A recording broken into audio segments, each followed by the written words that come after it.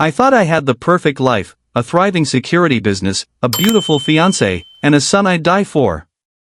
The wedding was 3 days away when I accidentally overheard a conversation that shattered everything I believed about my family. What I discovered that night didn't just break my heart, it destroyed my entire world and left me questioning if anything in my life had ever been real. My name is Craig Patterson. I'm 47 years old, and until 2 months ago, I thought I had it all figured out. I run a security systems business here in Denver. Been installing and maintaining alarm systems for 15 years now. It's honest work, pays the bills, and gives me the satisfaction of knowing I'm helping people protect what matters to them. The irony of that statement isn't lost on me now. I've always been the kind of guy who believes in doing right by people. My dad taught me that a man's word is his bond, and I've lived by that principle my whole life. Maybe that's why what happened hit me so hard. When someone you trust completely betrays that trust, it doesn't just hurt. It shakes the very foundation of who you are. Michelle and I had been friends for over 12 years before anything romantic happened between us. We met through mutual friends at a backyard barbecue back in 2012. She was 38 then, had just gotten out of a messy relationship, and wasn't looking for anything serious. I was coming off my own divorce, caught my ex-wife cheating with her personal trainer, if you can believe that cliché. So, I wasn't exactly jumping to get back into the dating scene either. What I liked about Michelle was how easy it was to talk to her. No games, no drama, just straight conversation. She worked as a medical receptionist at a family practice downtown, had her head on straight, seemed to have her priorities figured out. We grabbed coffee sometimes, catch a movie, nothing heavy. Just two people who'd been burned before, taking things slow and enjoying each other's company.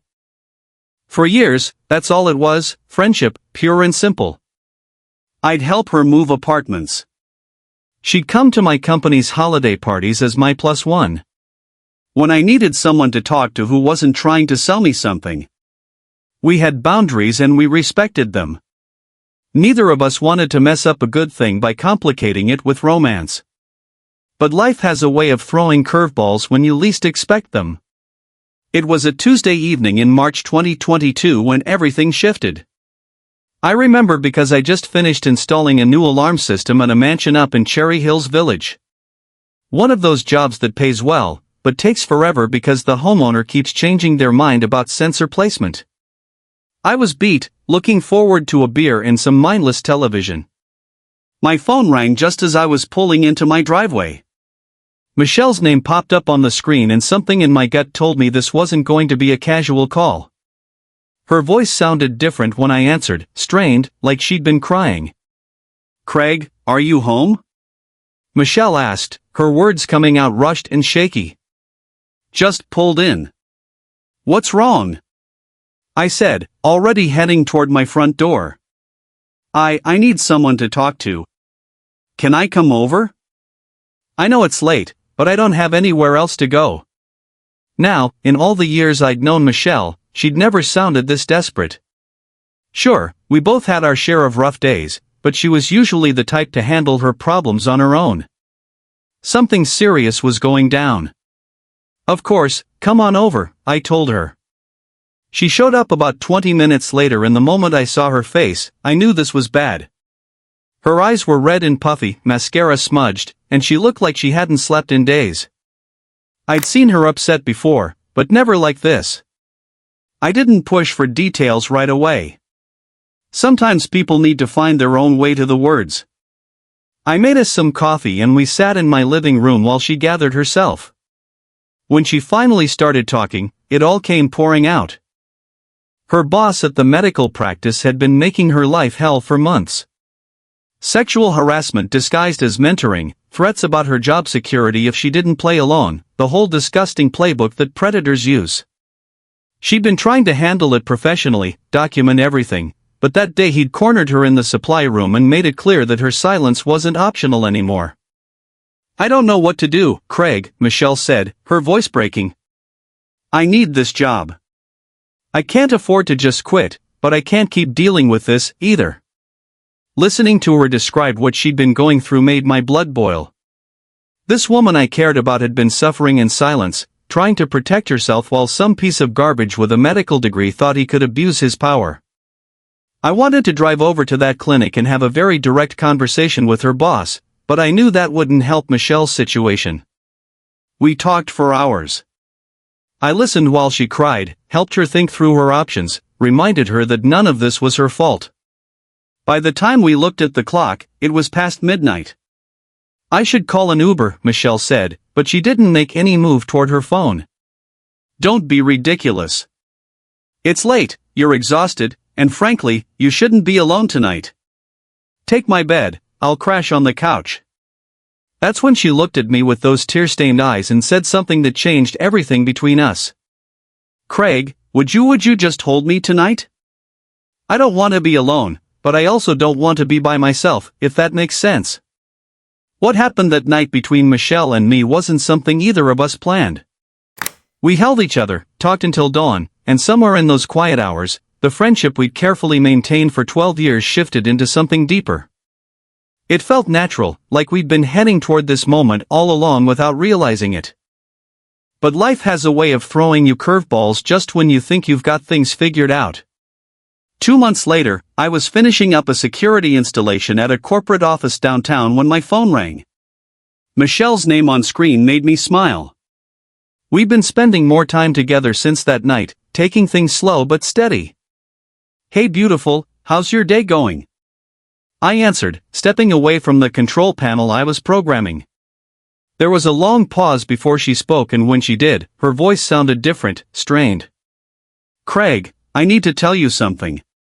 Are you somewhere you can talk privately? The tone made my stomach drop. I walked outside of my van, closing the door behind me. What's going on, Michelle?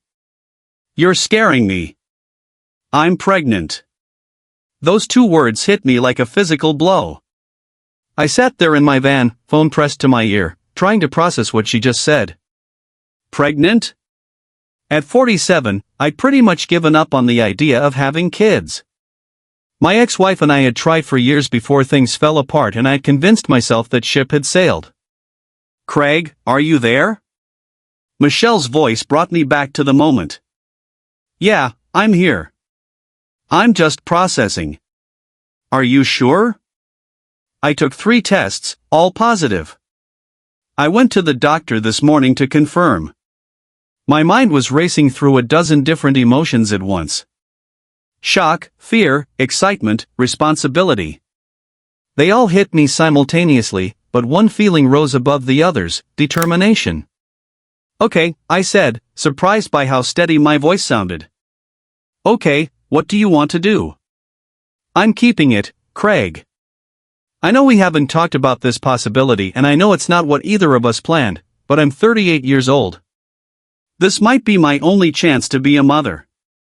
The resolve in her voice told me she'd already made her decision, and honestly, I respected her for it. Michelle had always been decisive when it mattered, one of the things I admired about her. Then we're doing this, I said without hesitation, together. You don't have to feel obligated, Craig. I can handle this on my own if you're not ready. I got my back up.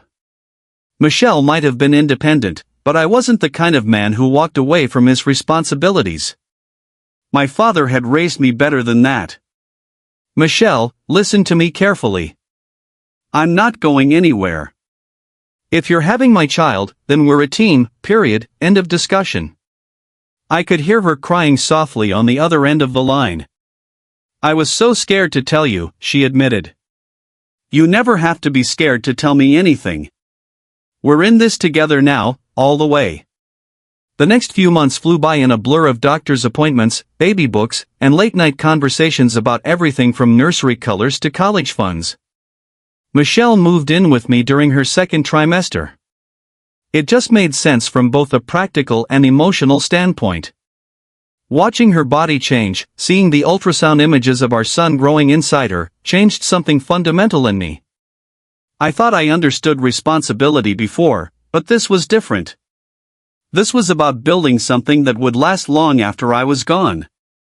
I threw myself into preparing for fatherhood with the same methodical approach I used for security installations. I read every parenting book I could get my hands on, baby-proofed the house, and started putting money aside for his future. At 47, I wasn't going to be one of those young dads who could chase their kid around the playground for hours, but I was going to be the kind of father who provided stability and security. "You're going to wear out that crib by adjusting it so many times," Michelle said one evening, watching me check the assembly for the third time that week. "I want everything perfect for him," I replied, tightening another bolt. "This little guy deserves the best that we can give him." Michelle smiled, rubbing her rounded belly. "He's lucky to have you as a father, Craig. Not every man would have stepped up the way you did."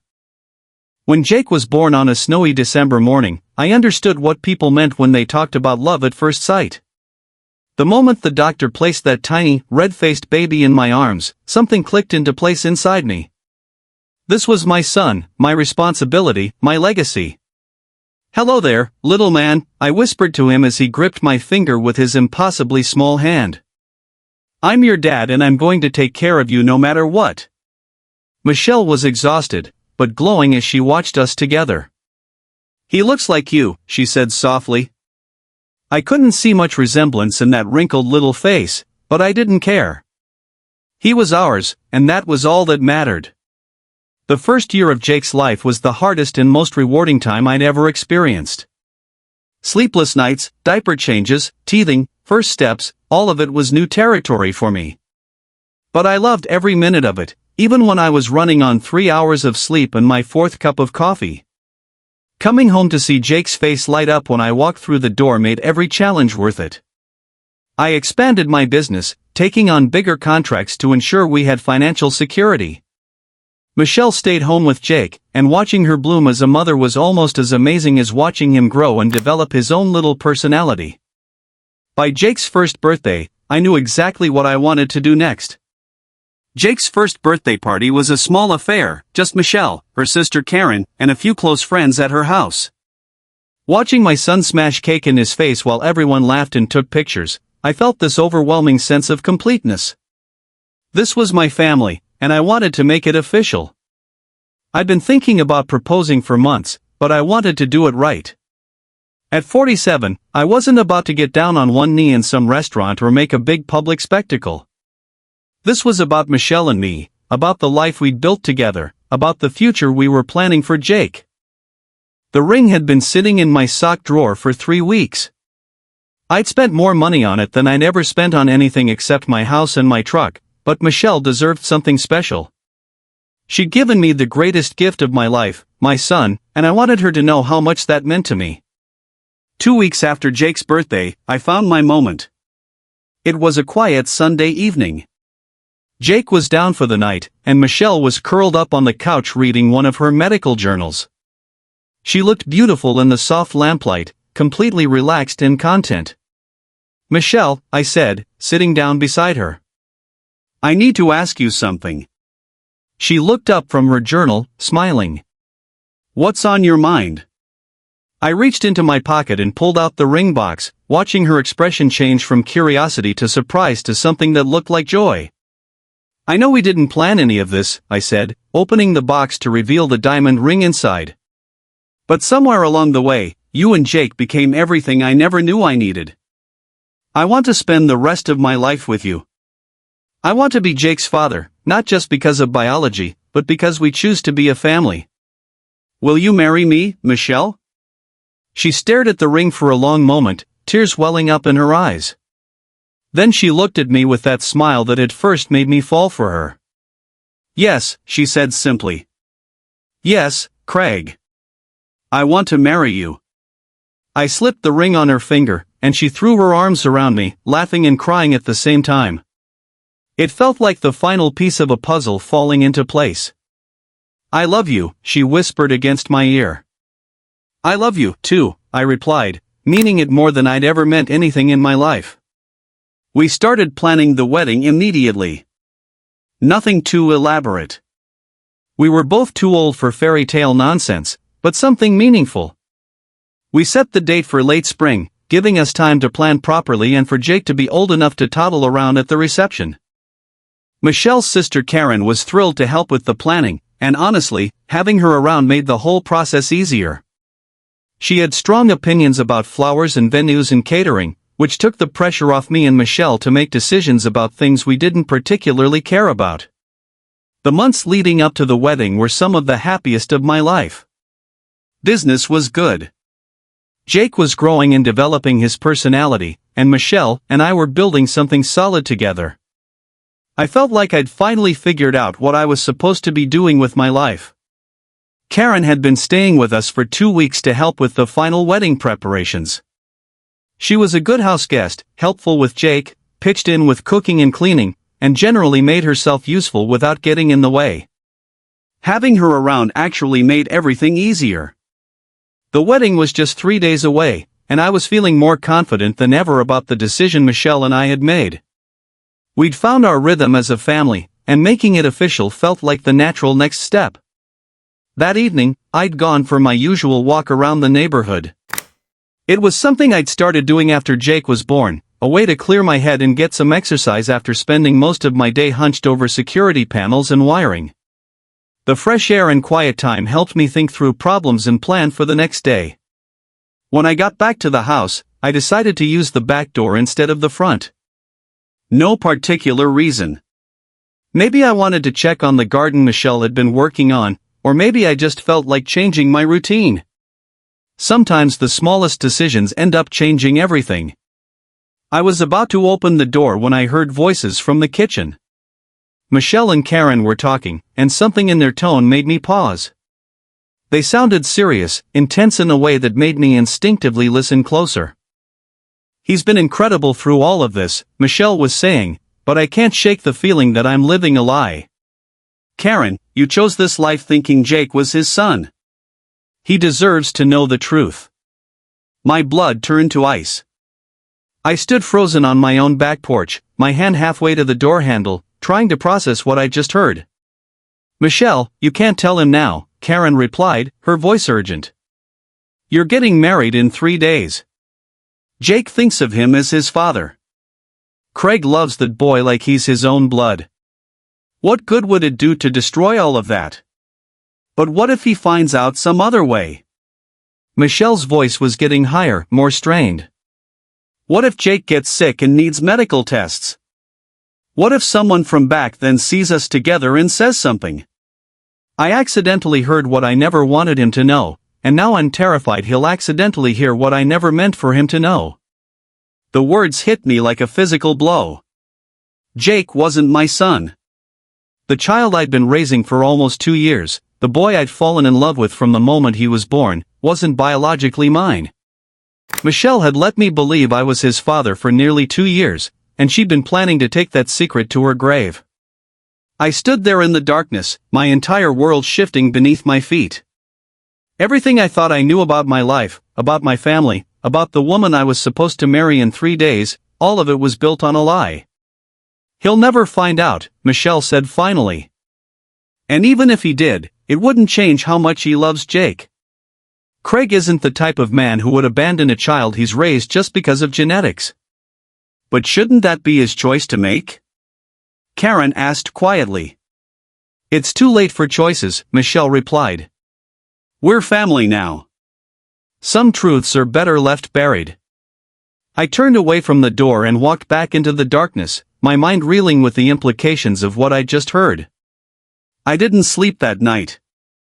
I sat in my truck in the driveway until nearly 3 o'clock in the morning, trying to process what I'd overheard. When I finally went inside, I moved through the house like a ghost, checking on Jake in his crib, looking at Michelle sleeping peacefully in our bed, trying to reconcile the life I thought I was living with the truth I'd accidentally discovered. The next morning, I called in sick to work for the first time in over 2 years. Michelle assumed I was coming down with something and fussed over me, bringing me coffee and offering to reschedule some of the wedding preparations. The irony of her caring for me while hiding such a massive secret made my stomach turn. "I'm going to run some errands," I told her after breakfast. "Wedding stuff. Want to surprise you." She smiled and kissed my cheek. "You're so thoughtful, Craig. Jake and I are lucky to have you." The words that should have made me happy felt like daggers. I drove straight to the pharmacy and bought a paternity test kit, my hand shaking as I paid for it. The cashier was a kid who couldn't have been more than 19, and he looked at me with sympathy. "Everything okay, sir?" he asked. "Just need to be sure about something," I replied, which was probably the understatement of the century. Back home, I waited for my opportunity. Michelle had taken Jake to the pediatrician for his regular checkup, leaving me alone in the house with my thoughts and the test kit. I'd read the instructions a dozen times, but when the moment came, my hands were still trembling. Jake was napping when they returned, and I knew I had to act fast. I crept into his room, watching him sleep peacefully in his crib. He looked so innocent, so trusting. This child had been the center of my world for almost 2 years, and now I was about to find out if everything I believed about him was a lie. The cheek swab took less than 30 seconds. Jake stirred slightly, but didn't wake up. I sealed the sample according to the instructions, filled out the paperwork, and drove to the nearest FedEx office to ship it overnight to the lab. The next 3 days were torture. I went through the motions of wedding preparation, smiled when I was supposed to smile, nodded when vendors asked for approval on flowers or catering details. But inside, I was dying. Every time I looked at Jake, every time Michelle talked about our future together, I felt like I was drowning. "You seem distant," Michelle said the night before our wedding. "Are you having second thoughts?" The question hit me like a slap. If she only knew what I was really thinking about. "Just nervous," I lied. "Big day tomorrow." She snuggled closer to me in bed. "I love you, Craig. Tomorrow is going to be perfect." I lay awake that entire night, staring at the ceiling and wondering if I should call off the wedding. But without the test results, I couldn't be sure of anything. Maybe I'd misunderstood the conversation. Maybe there was an explanation that would make sense of everything. The results came back the morning of our wedding. I checked my email while Michelle was getting her hair done, and there was in black and white. I was not Jake's biological father. The probability of paternity was 0%. I sat in my truck outside the hair salon, staring at the email on my phone, and feeling like my entire life had just imploded. The wedding was in 4 hours. Our guests were already arriving at the venue. Michelle was inside getting ready to marry a man she'd been lying to for almost 2 years. I called the venue and canceled everything. The flowers, the catering, the music, the whole elaborate production we'd spent months planning. It cost me a fortune in cancellation fees, but money was the least of my concerns at that moment. Then I drove home and waited. Michelle arrived an hour later, her hair perfect, her makeup flawless, wearing the dress she'd bought for our wedding. She looked beautiful and happy and completely unprepared for what was about to happen. "Craig, what are you doing here?" she asked, confusion replacing the joy on her face. "The ceremony starts in 2 hours. Why aren't you getting ready?" I handed her my phone with the email still open on the screen. "Read it." She looked down at the phone, and I watched her face change in real time. The color drained from her cheeks, her eyes widened, and her hands started shaking. "Craig, I can explain." "Can you?" I asked, my voice deadly calm. "Can you explain how you let me believe for almost 2 years that Jake was my son? Can you explain how you were planning to marry me today without ever telling me the truth?" She sank into the nearest chair, still wearing her wedding dress, tears streaming down her face. "I was going to tell you," she said weakly. "When? After we were married? After Jake graduated high school? When exactly were you planning to share this little detail with me?" "I was scared," Michelle said, her voice breaking. "You were so happy when Jake was born. You love him so much. I don't want to ruin that. So you decided to ruin it now instead?" I asked. "You decided to let me find out by accident the night before our wedding. You weren't supposed to hear that conversation," she said, looking up at me with desperate eyes. "No, I wasn't. Just like I wasn't supposed to know the truth about my own life, right? Just like I wasn't supposed to have a choice about whether I wanted to raise another man's child. Michelle stood up, her wedding dress rustling as she moved toward me. But you love him, Craig. You've been his father in every way that matters. Does it really change anything? That question broke something inside me. The rage I'd been holding back for 3 days finally erupted. Does it change anything? I repeated, my voice rising. Michelle, it changes everything. You took away my right to make an informed decision about my own life. You let me plan a future, invest my money, my time, my heart in something that was built on a lie. But Jake needs you, she pleaded. He thinks of you as his father. And whose fault is that? You created this situation, Michelle. You let that little boy bond with me, knowing full well that I wasn't his father. You used my love for him to trap me in a relationship based on deception. She was sobbing now, her perfect wedding makeup ruined. What do you want me to do? I want you to pack your things and leave, I said quietly. Both of you. I want you out of my house, out of my life, and I never want to see either of you again. Craig, please. No, I said firmly. This is over. We're done. There's no coming back from this level of betrayal. Michelle moved out that same day, taking Jake and what felt like the remnants of my shattered life with her. She went to stay with her sister, Karen, and for 2 weeks, I heard nothing from either of them. I threw myself into work, taking on every security installation job I could find, trying to exhaust myself enough to sleep at night. Then the papers arrived. A process server showed up at my door on a Tuesday morning, handing me a legal document that made my blood boil. Michelle was suing me for child support. After everything she'd done, after the lies and deception, she had the audacity to demand that I financially support a child who wasn't even mine. I called my lawyer immediately.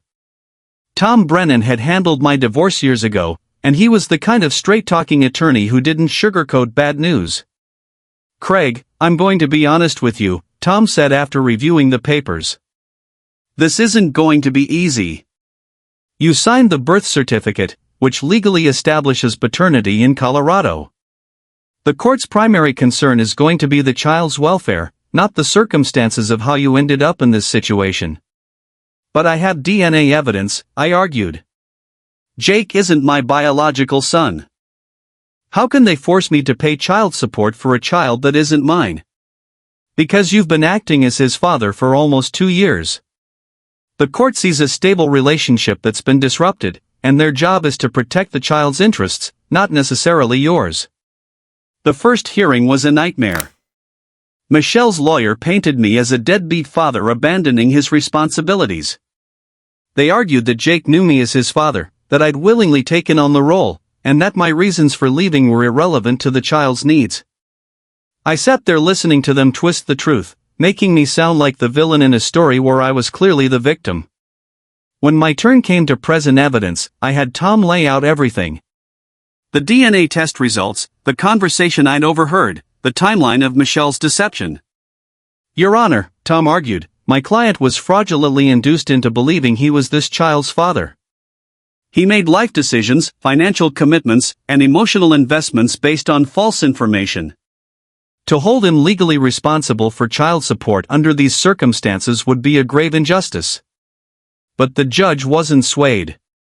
Because I'd signed a birth certificate and acted as Jake's father for nearly 2 years, the court ruled that I was legally obligated to continue supporting him. The monthly payments were set at $800, money that would go to supporting a child I'd never see again. I walked out of that courtroom feeling like the system had failed me completely. Not only had I lost the child I'd loved as my own son, but I was now legally required to pay for the privilege of that loss.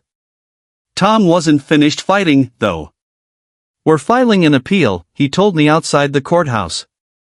This ruling is based on outdated precedents that don't account for DNA evidence and fraudulent misrepresentation.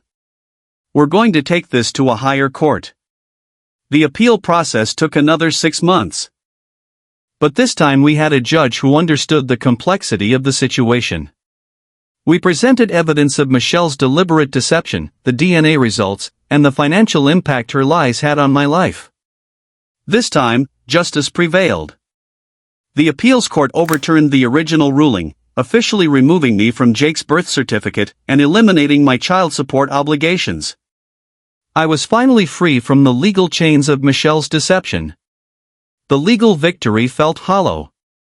Yes, I was free from the financial obligations, but the emotional damage was something no court could undo. I'd lost a child I'd loved as my own son, and that grief was something I had to learn to live with. I tried to get back some of the money I'd spent on Jake over the years, the college fund I'd started, the life insurance policies, the countless expenses that came with raising a child. But my lawyer was clear about the limitations. Colorado doesn't recognize paternity fraud as grounds for financial recovery, Tom explained. The court sees it as voluntary spending on your part, regardless of the circumstances that led to it. It was another blow, but by then I'd learned not to expect justice from a system that seemed designed to protect everyone except the man who get deceived. I'd lost nearly $40,000 in direct expenses, not counting the wedding costs and legal fees, but I had to accept that some losses can't be recovered. Michelle tried to contact me several times after the appeal was settled. She left voicemails, sent emails, even showed up at my office once. She wanted to talk, to explain, to somehow make things right between us. But there was nothing left to discuss. The trust that had taken years to build was destroyed completely, and there was no path back from that level of betrayal. I changed my phone number, moved to a different part of Denver, and started fresh. It wasn't easy. I was 47 years old, starting over after having my entire life plan destroyed. But I was determined to rebuild on my own terms. The hardest part was learning to trust again. Michelle's deception had shaken my faith in my own judgment, made me question every relationship and every decision. But time has a way of healing even the deepest wounds, and slowly I began to find my footing again. I expanded my security business, hiring 2 additional technicians, and taking on commercial contracts. Work became my refuge, the one area of my life where I felt completely in control. I was good at protecting other people's homes and businesses, even if I'd failed to protect my own heart. 2 years later, I'm in a better place. I've learned to spot red flags I missed before, to ask the hard questions, to trust my instincts when something feels off. I'm dating again, cautiously but hopefully, with a woman named Sarah who values honesty as much as I do. Do I regret the time I spent with Jake? That's complicated. I loved that little boy with everything I had, and those feelings were real, even if the circumstances weren't. But I've learned that love built on lies is like a house built on sand. No matter how beautiful it looks, it can't withstand the storm when the truth comes out. If there's one thing I want other men to take away from my story, it's this. Ask the hard questions, even when you don't want to hear the answers. Trust your instincts when something feels wrong and never ever let someone else's deception define your worth or your future. I'm 49 now and I'm still learning, still growing, still believing that the best parts of my life are yet to come.